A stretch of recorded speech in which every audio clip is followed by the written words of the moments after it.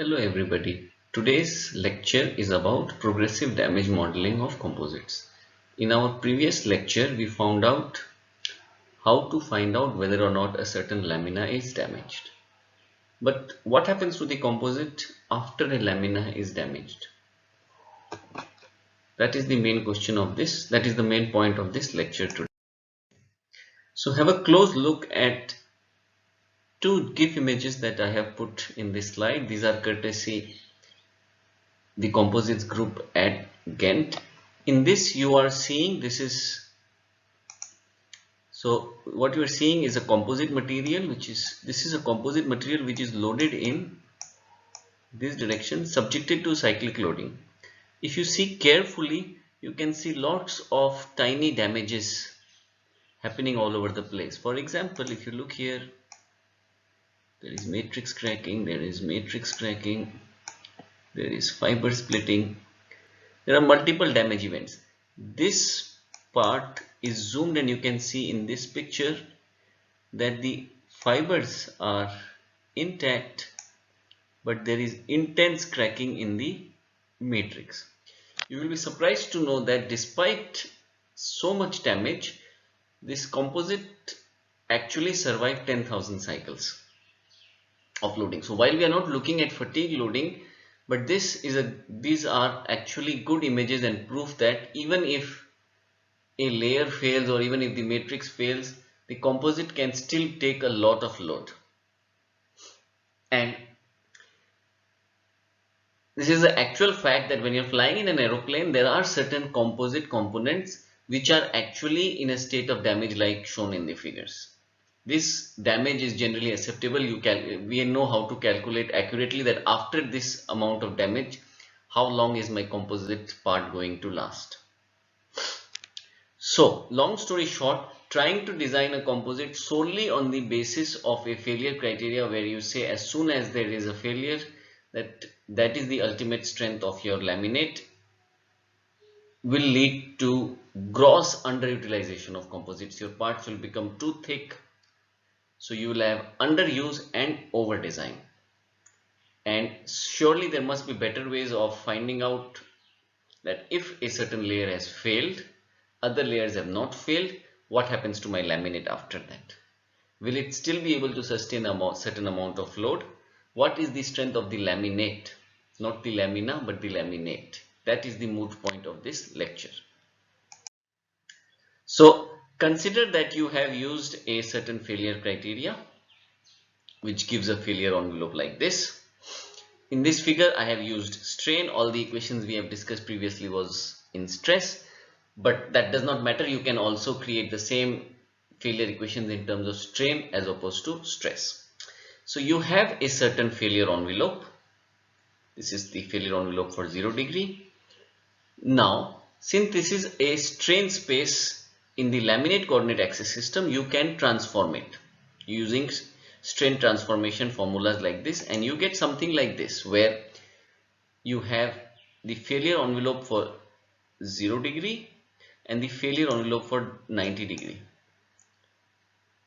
And let us say I have a laminate which is cross ply and I have 0 and 90 degree laminas. So my 0 degree lamina is going to fail, is going to remain safe if the applied stress or strain in this case is inside this region, and my 90 degree lamina is going to be safe if it is inside this dark envelope. So we have certain lines, so we can divide our entire range into 4 zones. Again, here I have not put any axis system because whatever I am saying is true even if you have a stress or a strain based failure criteria. So in region 1, both my 0 and 90 degree lamina is safe. In region 2, 90 degree lamina will not fail, 0 degree lamina will fail. In 3, 0 degree lamina will not fail, 90 degree lamina will fail. And in region 4, which is the rest of the plot, both plies fail. And the region 1, where all plies are intact, is known as your first ply failure limit. So it's this limit where both of my laminas are safe. is your first ply failure limit. And for illustration, I have shown you in this only two failure envelopes. You could actually draw multiple laminas. Let's say instead of 0, 90, your laminate had 0, plus, minus, 40, 90, 15, 30, blah blah dot dot dot. You could still do the following and identify your first ply failure envelope. Another way of looking at it is the following. Imagine that you have two arbitrary laminas who have their own failure behavior without any transformation, just two general laminates. It could be two different materials, it could be anything. Now let's say you increase the stress in such a way, keeping sigma 1 by sigma 2 constant and going in this direction in the line OAB. So at region A, this laminate which had this elliptical failure envelope is going to fail, and at point B both your laminas are going to fail. On the other hand, if I take the load path 0, 1, 2, load path means the ratio of the sigma 1 by sigma 2 is same and I am incrementally increasing the load. So 0, 1, this failure envelope is breached. And if I increase the load a little bit more and I go to 0, 2, then both my samples are going to break. Laminas are going to break. This region identified by the red line is your first ply failure, and the overall region of your entire laminate is your last ply failure. So a simple thing to do is to not care about progressive damage, and you design either on the basis of your first ply failure or you design on the basis of your last ply failure. And again, this is an example with two laminas, but this might as well have been 10, 20, 100, n number of laminas. You could still identify the first failure envelope and the last failure envelope. So a laminate strength could be thus defined as the maximum of the first ply and the last ply failure, and the entire shaded area in this plot is your laminate strength. That is one way of doing it. And you could also use the concept of margin of safety. So you start with the last ply failure, introduce a certain margin of safety and design based on that. Essentially you are keeping the shape intact but reducing the size. So instead of this light line as being the failure envelope where my laminate is safe, I am saying that it is going to be slightly smaller because I am introducing a margin of safety. And in both of this analysis, the exact damage state is not taken into analysis. You are not thinking about fiber failure or matrix failure. You just have some failure envelope and then you are designing based on that.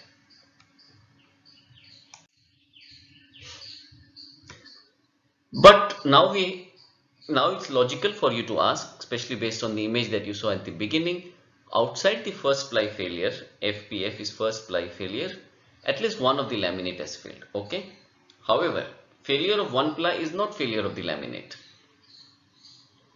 So for failure of the laminate, we need to carry on beyond the first ply failure. And this will require some nonlinear, non-elastic analysis. What happens after one lamina has failed? How do you model the load response after that? That is something that we'll try to do now. So this is a scanning electron microscopy image of a 0-90 degree cross ply laminate where you have, this looks like 0, this is 0, this is 0, this is 0, and this is 90, this is 90. You load it like this and then you see large number of cracks in the 90 degree ply. Yeah, you see here, here, here.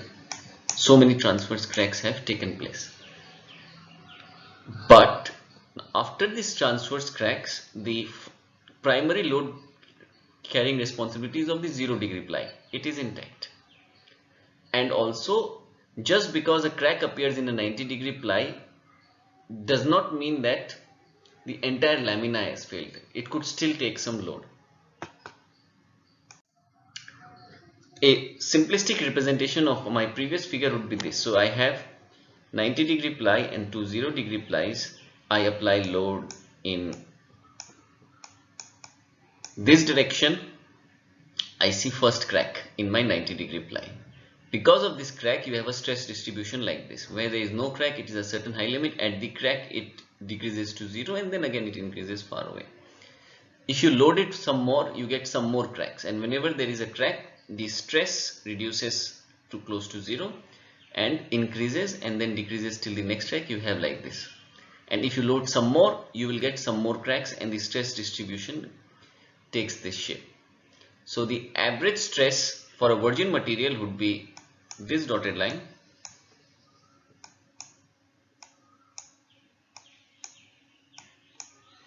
But due to cracks, it has come down. Now what happens if the average stress comes down? So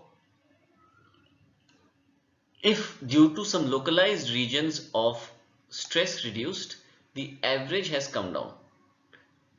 Instead of having this stress profile which is not constant throughout the lamina, where it is high in the uncracked region, 0 in the cracked region, and then it steadily increases, I can replace it with some sort of average which would be slightly lower, and more the cracks, lower the average gets. So this is step 1. I know that my lamina has suffered some damage. So because of that damage, I am saying that the load bearing capacity has reduced, and this complex stress distribution is replaced by some average stress which is slightly lower than the average stress capacity of the virgin material. So when the average stress for a certain strain reduces, we say that the modulus has reduced. For a virgin material, the modulus might be E, and after damage it could be E of the damaged ply. Okay. So in terms of our composite behavior, what does this mean? It means that initially I applied some load and then there were cracks and then the modulus has decreased. So instead of a linear curve, I am getting a slightly non-linear behavior. And if there are large number of plies, this curve would be smooth. Or if there were large number of damage events, if I was somehow modeling that piecewise linear, piece is sufficiently small, it would be a smooth curve. But my aim is, so far in our mechanics of composite course, we always remained in this region. But now with damage, I know that the modulus might decrease. I want to model this nonlinear stress strain curve completely. Let's see how we can do that. This is the CLT approach to calculating ply stress and to damage. I'm sure all of you are aware of this. Now in this we will introduce a new loop which will be like this. So I start with the modulus, calculate the Q, ABD matrix, stress, apply a failure criteria, and depending on the failure criteria introduce a degradation factor which reduces the Q for a certain ply which was damaged, and then redo the calculations again, calculate the stress and keep on doing this till the Q of some sufficient number of laminates is close to 0, or if the margin of safety is above a certain limit. Okay, so it's clear. I will run the classical lamination theory. At the end of the time, I will start with not Nm, but I will start with delta N delta M. Run the classical lamination theory, do a failure criteria, introduce a degradation factor, recalculate the Q, and now I have delta N plus delta N I, that is the ith time step, and then recalculate the stress, failure criteria. This keeps on going till I reach either the maximum load, or if my degradation factor is so high that my composite has failed because the margin of safety has come below a certain value. Now how do I calculate this degradation factor? A simple would be to say that, okay, as soon as my lamina has failed, I will apply the same degradation factor to all plies except Q11. Q11 happens if my fiber breaks, then my composite breaks, but other than Q11, reduce all other terms, Q12, Q22, Q66, the value decreases by a certain value and apply to all plies at once. I don't care which lamina has failed, but as soon as one lamina fails, I am assuming that all the laminas are getting affected. Change the Q of every lamina. That is one way of doing it. The other way of doing it is to say that no, if one lamina has failed, I will say that now that lamina cannot take any load. I say Qij is 0, and then I will recalculate the ABD matrix, regenerate the stress, recalculate the margin of safety, and keep on doing it till the margin of safety reduces or if I reach a certain load.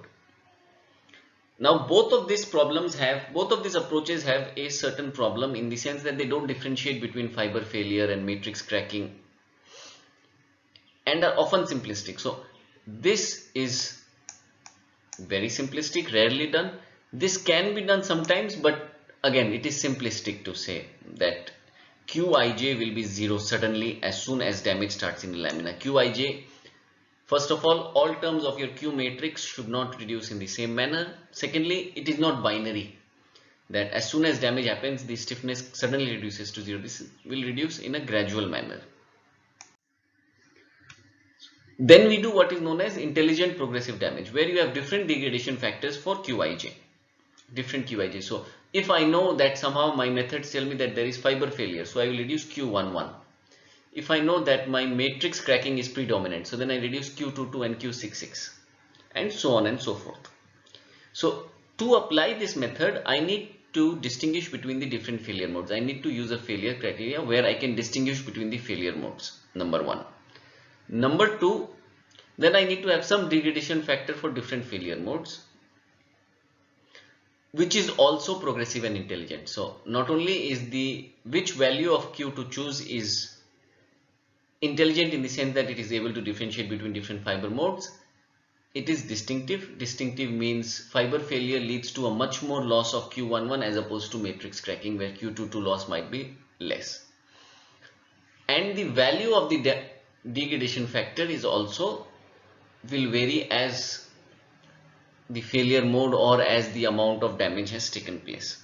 This is the most accurate way of doing things, but it also requires more complex analysis, and most importantly it requires you to use micromechanics based methods. If you use the tensor failure criteria, for example, you will never be able to differentiate between fiber failure and matrix cracking or different modes of damage. This is because that damage model is phenomenological.